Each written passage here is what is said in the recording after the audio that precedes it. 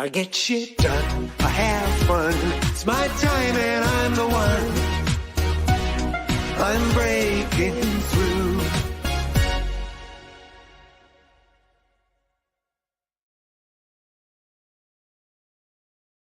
Hello and welcome to another episode of the Business Renovator. I'm your host, Coach Phil.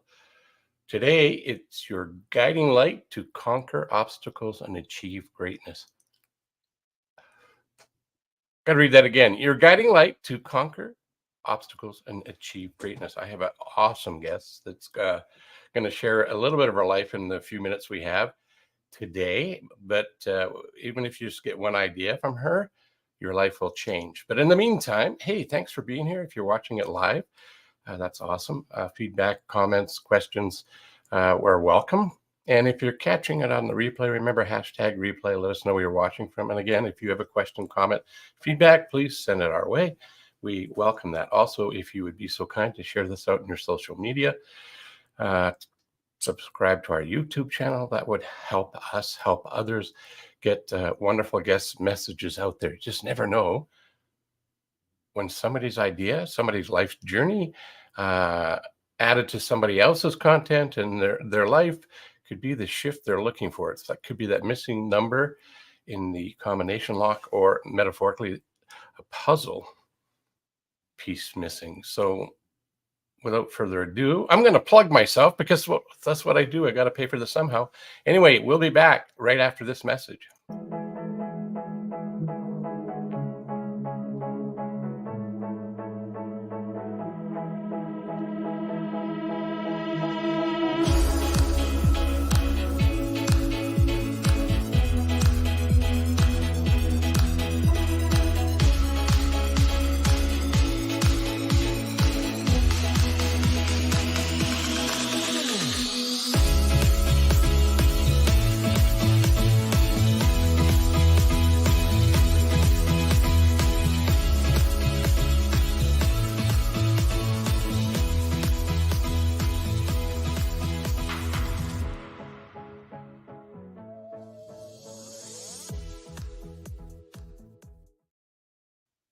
It's true. It is free. If you would like to check in with yourself as to where you're at in terms of your business, you're welcome to go to my website, coachphil.ca. On the top left-hand corner, right-hand corner, depending on which way you're looking at it, is a button. And the business growth assessment questionnaire is there for your taking.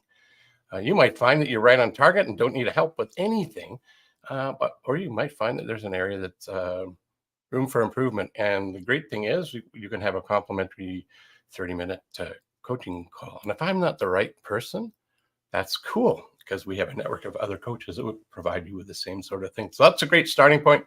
And that's my shameless plug for today. I'm excited today. I'm excited pretty much every day, but I'm also really excited today because, like we said at the beginning, your guiding light to conquer obstacles and achieve greatness. I'm excited today because I get to introduce Dawn Taylor, a transformative coach. Her mantra is hope giver, ass kicker, and defines her dynamic approach as fusing inspiration and action for exceptional outcomes. Dawn's impact extends beyond podcasts like this. She has her own business, The Taylor Way, a hub fostering growth, and she's an author that is radiating empowerment. I pretty much devoured her book. I don't often do that, but hers I did. Countless individuals have been surpassed their limits, turning challenges into stepping stones, guided by her expertise. Not just a book, but she's lived this stuff that she works with her clients with. In a success-hungry world, Dawn's coaching mastery shines as a guiding star, leading careers and lives. Yearning for tangible transformation? Well, this is a great place to start. You'll get to know who she is here shortly. She's going to illuminate your path starting today towards success and help you with your journey to greatness. And it starts with me introducing Dawn Taylor. Let me bring her up. And here she is. Thanks for being here, Dawn. Much appreciated. Good morning. You're so welcome. I am excited to be here. I was privileged to see your awesome office. I'm somewhat jealous because it's fabulous. I like the striping you've got in the background. We don't need to go there, but I've seen it. I like it. It's awesome. Yeah.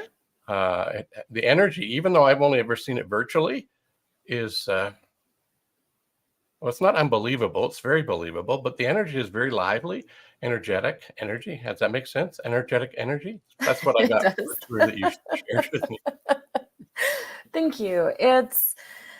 So as a trauma specialist, it's really interesting when you walk into a space, and I was that person walking into someone's office or a therapist's office and it feeling dead or boring or clinical or gray or whatever emotion you want to attach to it. And that was one of my goals. So every single piece of my office is life and alive and calm and comfort. It's all about making someone feel safe. Yeah, because if you don't feel safe, we're not going to expose ourselves to anything new, are we? Oh gosh, no. It's terrifying. So I said that you not only have expertise, it's not theoretical. You probably learned some things from books on other people, but your journey is, well, the way I looked at it in devouring your book as best I could was there was many times in your life that you didn't give up, and other people that I've bumped into probably would have if they had half of what you've gone through. So that's pretty amazing that you're living the life you're living. Thank you. I have spent so much of my life fighting, just fighting to even be alive, never mind fighting to be healthy or happy or successful or any of those things. And sometimes it takes me back a minute when someone will be talking to me about my life or my book, and I'm like, oh, yes, I lived all of that and more. Yeah, I have sat in psychologist's office, therapist's office, doctor's offices where they have jaw on the floor because they can't believe that I've actually been through everything I've been through, and not just been through it, but come out the other side. And I think the biggest piece of it is at a very, very young age, I adopted a belief, if that's even the right wording for it, that I had to figure out how to turn it into something good. Because if I did not figure out how, it was going to kill me. Yeah. Sorry, I'm pushing buttons. Hey, somebody said coach, but I don't know who they are because they didn't tell us who they are. So hello. Hi. Anyway. Yeah, there's about 212 pages. Without I can't remember your age, so I'm not going to give it out, but you're not a child, and you're have a lot of life left ahead of you. Yeah. In 212 pages, you cover a lot of stuff. And things you've gone through, relationships, health challenges, one minor one. I'm being facetious, right? Yeah. And you've even beat the odds of that. Can you tell us a little bit more about what happened with your aneurysm and what the doctors are saying about? Because you have all the stats, I don't recall them all, so I'm going to get you to tell us about that. So, just to sum up, I've had a really insane, crazy life, and you can check out my website, find my book. I will, if you actually buy it through my website, I will personally sign it and send it to you, instead of giving Amazon more money. But I had spent 3 birthdays in the hospital, and this was my third. Hey, Matt. This was my third. I had spent 1 year in the hospital from a suicide attempt where it actually died. They found me and revived me. Eating disorders. This was a brain aneurysm, and it was 3 days before my 18th birthday, and I had a brain aneurysm. And 1 in 750,000 people survives a brain aneurysm was the statistic at that point.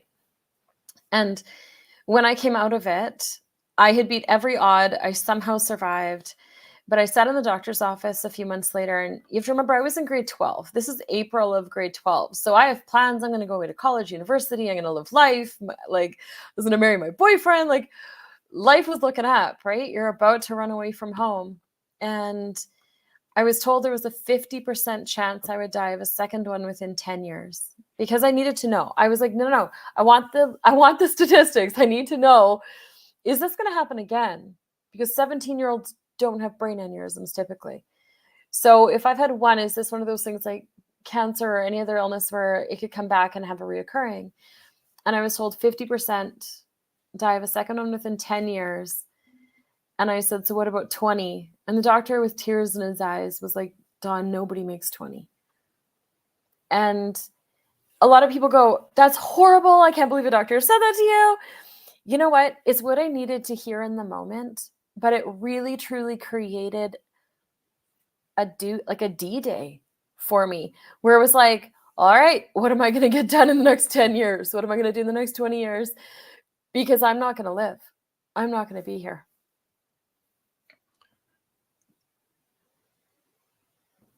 Yeah, well, the closest I came to that, and it was nowhere near what you've gone through because I didn't have to suffer. We were in a place near where I live, and I was, I don't know, 5 or 6 years old and sitting on a reservoir at a park. The reservoir's not there anymore. I went back looking for it. Anyway, I was sitting there, befriended somebody and trusted somebody, and they thought it would be funny to push me in. I almost drowned. If it wasn't for somebody seeing this young kid fall into the reservoir, grab me by the t-shirt and pull me out. That's as close as I got to doing anything as horrific as what you have experienced. And the healing, that's just amazed me. When I was reading your book and I've had a conversation with you in and around, I just couldn't. I don't know how I would cope with that. I don't know. I would hope I would be have the life force energy that you have and the commitment to carry on that you have. But until you get there, how do you know? I don't know. I could say I think I will. Right? Right. You know, I think it was sheer. I was a very stubborn child. Like, very stubborn child. My parents told stories my entire life of how horribly difficult it was to raise me because I was so stubborn. Like, I was just defiant, and I wasn't bad. I wasn't a bad kid, but I was a defiant child. And I think that it was a piece of that even with a brain aneurysm, it was like challenge accepted. Right? And I'm not saying I thrived out of it. Like, I really didn't. I struggled so hard for so many years trying to overcome it. I mean, I came out of it having gained 60 pounds just in 2 weeks in the hospital. I doubled my body size in the first 5 months. My eye color changed, my hair color changed, my skin color changed, my personality changed, my voice changed. It took until I was in my mid-30s before I could see my reflection going to the bathroom middle of the night and not scream that there was a stranger in my house. Like, I don't even know how to describe how much, and I describe a lot of it but in the book, but like how much has shifted and changed from it, and that I still battle to this day, that I still fight with on a daily basis to this day. But the understanding and compassion that it has given me to understand someone else who's had a brain injury or who's been through a massive health issue or who has lost their identity in some way in their life from something that's gone on, honestly, I'd have a second one. As crazy as that sounds, I would again for that alone. And maybe because I'm too much of a heart-driven person some days, but even though it was the most horrific thing, I have to say, like, I am so proud of myself for coming out of it. And I hit 25 years this year. Wow. April 7th of 2023, I hit 25 years. You're a really good example. I mean, there's lots of good examples, but you're on my show, so you're the best example that I've come across in a long time. About it's not what happens to us, it's how we respond to what's happening to us. Always. And so you're a really good poster child for being responsible, showing up, and no matter what life throws you, you've made it lemonade. Hasn't been easy to squeeze the lemon out of the lemonades. Nope. Out of the lemons to make the lemonade. But I've had a few people that I've bumped into because we hang out in a sphere of common influence people, and everybody that's had an opportunity to interact with you says the same thing, that you're amazing and there's somebody that you need to have a conversation with. That, and I echo that. That's why you're on the show. Thank you. That means not the only reason, but that's part of the reason. No, but that means a lot. I think, but one thing I do want to say around it is it sounds so easy to say, hey, you know what? Yeah, this has given me compassion and this has been amazing. But I think one of the reasons why I've been able to even get to this place is I allowed myself to be really angry about it too. I've allowed myself to really grieve the loss of everything it's taken. I've allowed myself to grieve the damage that it caused. And I've allowed myself to get really mad at it. And I still have random moments when I'm fighting a new health struggle because of it, or something new comes up because of it, that I allow myself. I allow myself to get super, super frustrated or hurt or angry about it. And I think that one of the biggest lies that society has taught us is that we need to have toxic positivity and always just have gratitude for something and find the good in something. And that's not life. That's not reality. So if anyone is watching this or listening to this and they're like, oh, I can't find a positive in what I've been through, it's okay. It's okay that you haven't found it yet. And often it's because we still haven't uncovered the hurt. We still haven't uncovered the pain. We still haven't dealt with all of the other aspects of it that we have to deal with first before we can get to a point where we can be like, no, you know what? This has actually been not a blessing, not a positive, not any of those things, but it's been something that is like, no, I can actually find a good in all of this. I can find the gift that this has actually given me. And I I'm think glad you more said that. people need to know that. Yeah, I'm glad you said that. On my whiteboard, I'm looking over top of one of my monitors, and it says obstacle to the gift. What's the obstacle to the gift? And some days I want to swear, use the F-bomb maybe. And so what effing gift? Some days I Right? don't see it. Takes time sometimes to find it. And that's one of the ways I've been able to help find my gifts are writing my thoughts down, having a reflective thinking journal. Yeah. And sometimes the gifts show up in there. And it might be, for me, might be a trend of thoughts. That it's a pattern that shows up and I go, light bulb moment. Look at all these Oh, things. 100%. Do I really want this to go on, or do I want to do something about it? So it takes work. It takes effort, right? It's not like you just had this aneurysm and came on the other side and whoop. Oh, I've got all the answers. That was just the start. I'm on day 5 of a migraine right now. Like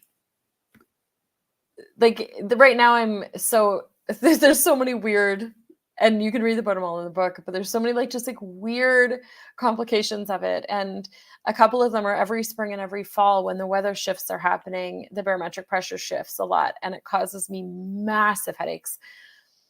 And I get migraines. And again, this has been a week where every single day, based on how hard I throw up in the morning, determines how my day is going to go, because I'm waking up with a migraine every single day.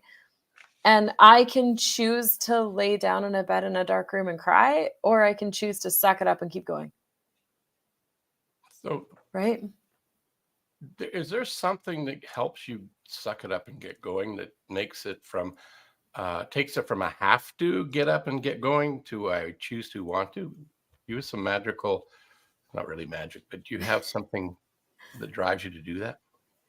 A couple things. One is, they always talk about your why, why you do what you do. And I don't even think that it's about why I do what I do. Yes, I have a corporate why. Yes, I have a personal why. Yes, that's very important. But I really look at it as the wake behind my boat. So what is the wake behind my boat and the legacy I want to leave? And my actions, my attitude, my life, the reasons that I fight so hard for myself, the reasons I do those things is because what is the wake behind my boat? And if my getting up in the morning and fighting through something can be an inspiration for somebody else, that's huge. That's huge. If that empowers somebody else to do the same, if that inspires someone else to do the same, that's massive. But I also have this huge, massive thing in the back of my head at all times. This girl, you ain't a victim. You are not a victim. You're only a victim if you lay down and take it. You're not a victim if you get up and fight. And I heard a podcast years ago, and I don't remember his name, but it was the guy that started UFC, I think, someone white. And he started UFC, and he talked about how life doesn't just lay down. Life doesn't just greet you lovingly every morning. And he was talking about it in this very aggressive way. But he was saying, picture life like a fighter. And every single morning when you wake up, life is standing at the foot of your bed and they are ready to take you out at the knees. So what are you going to do? Are you just going to lay down and take it? You're going to get up and fight back? Are you going to get wily and like sneak out of bed? Like, what are you going to do? And that's how you're going to face your day. And so that is a piece of it. Also, my husband is very quiet, but incredibly wise, incredibly wise. And he made a comment to me in his innocence of being 18. Honestly, it was after the brain aneurysm. I was in debilitating pain. I was in a wheelchair. I had a half-shaved head. I was miserable. And it was that summer, and he came over to my parents' house, and he was like, hey, you want to go to the lake? A bunch of friends are all going to go to the lake, and we're going to hang out. And I was like, dude, look at me. No. Like, what? And he's like, well, what's wrong? And I was like, there we go, Dana White. Think you met. And he goes, like, what's wrong? And I said, everyone's just going to be looking at my shaved head, and everyone's going to be looking at the fact that I'm so fat, and I was like, and I'm like, I'm in so much pain and I'm puking. And like, I was so unhappy. And I just sat there and I started crying. And he looked at me and he goes, Dawn, put on a hat. People love you, and you're going to hurt at home or you're going to hurt at the lake. Which one's more enjoyable? And it was this like simplistic thing where it's like, you're going to hurt at home or you're going to hurt at the lake. Which one's more enjoyable? And that stuck so hard. And he turned around, he went to town, he went to the dollar store and he bought a bunch of really hideous, gigantic fake tattoos. He came back, he fake tattooed my legs, which I need to find the photos one day, because he's like, then no one will look at anything else. They'll just be looking at the ugly tattoos on your legs. And he like got me in the wheelchair and put a hat on my head. And he's like, let's go to the lake. He's like, we can bring a barf bucket. But I went to the lake and all of a sudden I was surrounded by like the sun and the water and friends and laughter. And it was no different had I been laying at home in the dark. The pain hadn't gotten worse. And that always comes up for me is I could lay in bed. Oh, I can wake up every morning and I could cancel my entire day. I could shift every client. I could move every single thing and just lay in bed in the dark. But I'm going to hurt at home in bed in the dark, or I'm going to hurt with a client, or I'm going to hurt at a networking event, or I'm going to hurt going for a walk, or I'm going to hurt hanging out with a friend or my spouse or family, right? And that's probably one of the biggest. That's why he's your rock. He is. And you're polar opposites, right? Oh my gosh, we could not be more different. Yes. We totally are. We've been through a lot together. That boy deserves an award. You were talking about this holiday you lured him into and then that's where you found out something about him in terms of where your differences were from each other. You're get up, let's go, take a chance, jump into it and figure it out on the way. Where he needs to know, he's more pragmatic and he needs time to process, plan, and 100%. Right? Mm-hmm. So this is something really interesting. And I want for people listening, think about this even in terms of your business. So I am like super spontaneous, super variety driven. I love change. I have 100 things on the go all the time, going in 100 different directions at all times. And my husband needs some structure. So we went on a vacation and he didn't know about it. I kind of didn't tell him. So we were supposed to go into Vegas for a work conference for him. And I called the office because they were paying for me to go. And I was like, hey, can we just book the ticket for like 10 days earlier? And then I forgot to tell my husband, because to me, that's not a big deal. You just figure it out as you go. And we left the airport in Edmonton, got to Vancouver. We're sitting in Vancouver waiting for our flight to Vegas. I don't know why, but that was the flight they booked us. And he's like, okay, so are we picking up my boss? Are we meeting him there? Like, he's not on the same flight. And I was like, oh yeah, no, we're picking him up next week. And he goes, what? I'm like, yeah, we're picking him up next week. I'm like, we're going to go on a road trip first. And I had nothing booked. Like, I had booked a car rental and that was it for 10 days. and he came unglued. Like, got mad at me to the point where security had to come over to try to calm him down because he was riled. Like, he was so angry. And I remember sitting and looking at him and being like, oh, I screwed up. But also understanding that my spontaneous and my crazy and my wild actually makes him feel incredibly unsafe. And that it's not that he's stuck in the mud or he just can't handle change or any of those things. But for someone who's really certainty driven, they actually feel very unsafe when you bring up that kind of change to them, or it's that spontaneous, or aren't things planned far enough in advance. And so it was very interesting because that was something, like, to this day, I'm the girl that you could be like, hey, want to go on a road trip? I'd be like, yeah, where are we going? I don't know. Cool. Let's hop in a car and go. I'll grab a bag of clothes. I am that person. We figured out he needs to know 2 days in advance at all times where he's sleeping. Mm-hmm. Then he can be spontaneous, but he needs to know the 2 days in advance. And it ended up being an absolute blast. We had a great trip. But yeah, he needs a little more structure than I do. Like 100%. And it's also really healthy. It has created, I'm the girl literally that one morning he said the words, "Men, we need a second bathroom in a house." And I was like, okay, I had a house bought with a mortgage lined up that night by 7 p.m. when he got home from work. Like, that's spontaneous. Moss doesn't grow on a rolling stone. So that's you, right? Yes, that is me. Right. And while that was a good purchase and it was fine and it turned out good for us, whatever, it doesn't matter. That felt very unsafe to him.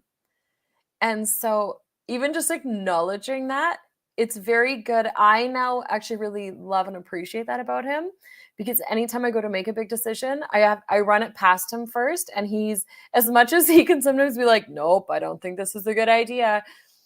It's so healthy for me to have someone in my world that's like, just whoa up a sec. Like, just slow down and at least think about this for a minute before you like jump full force into this.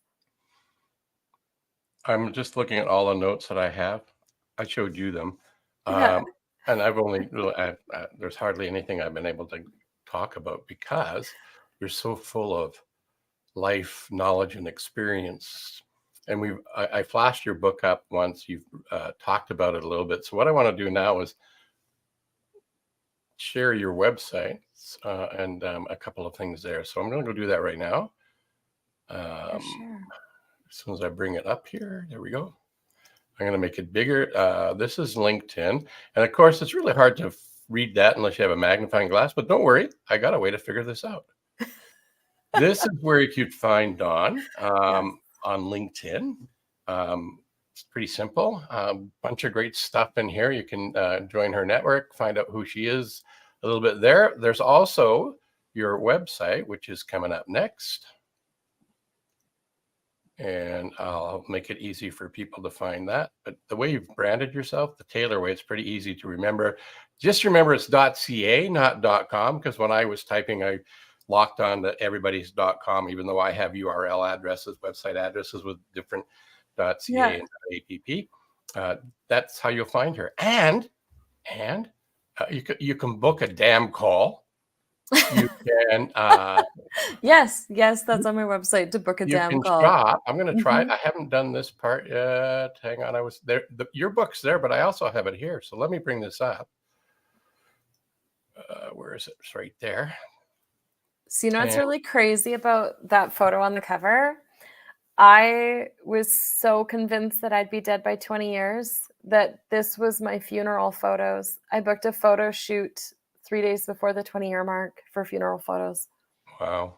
Yeah, it was a legacy photographer. And my husband always said, he's like, if you ever write a book, that's the one that needs to be the cover because it sums you up in strength.